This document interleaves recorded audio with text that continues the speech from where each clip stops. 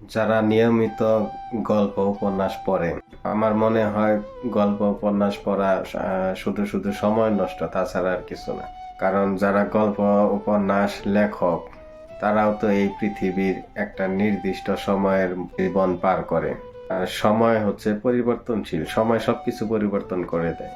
সময় গল্প পরিবর্তন করে দেয়, সময় মানুষের জীবন পরিবর্তন করে দেয়, সময় মানুষের দৈনন্দিন জীবনও পরিবর্তন করে দেয়, সময় জাতি পরিবর্তন করে দেয়। যে সময়ের উপর সবকিছু নির্ভর করে।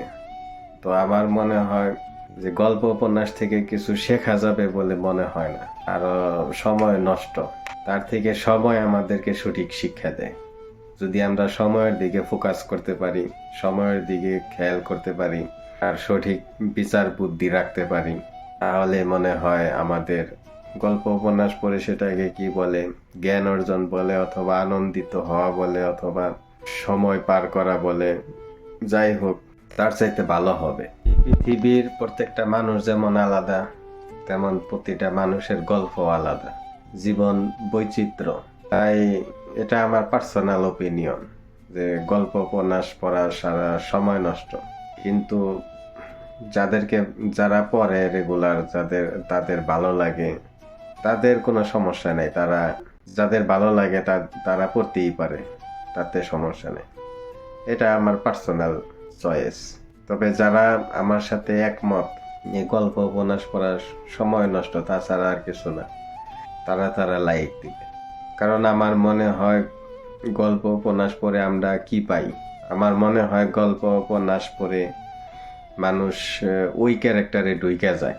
কিন্তু একটা মানুষের যে সময় যাচ্ছে আর যে সম্পর্কের মধ্যে যাচ্ছে, তো এই মুহূর্তে সে যে উপন্যাসটা পড়তেছে ওইটা তার সাথে যায় না, কিন্তু সে যে পড়তেছে ওইটা তার মাথার মধ্যে সবসময় থাকে। তো সে ওইটা ফোকাস করে বা ওইটা দেখে, ওই গল্প উপন্যাসটাই, ওই কাহিনীটাই সে নিজের মধ্যে অ্যাপ্লাই করবার চেষ্টা করে, যার কারণে আরো সমস্যা বেশি হয় একটা মানুষের জীবনে। আমার মনে হয় যে আমাদের সময়ের দিকে এবং নিজের বিচার বুদ্ধির দিকে খেয়াল করা দরকার, এই দিকে মনোযোগী হওয়া দরকার। আমরা যদি সময় এবং নিজের বিচার বুদ্ধি বিবেকের কাছে যদি মনোযোগী হই, তাহলে মনে হয় আমরা সঠিক সময় সঠিক সিদ্ধান্ত নিতে পারবো এবং ভালোভাবে চলতে পারবো, এবং আমাদের বাবার সাথে সুসম্পর্ক ঠিক থাকবো।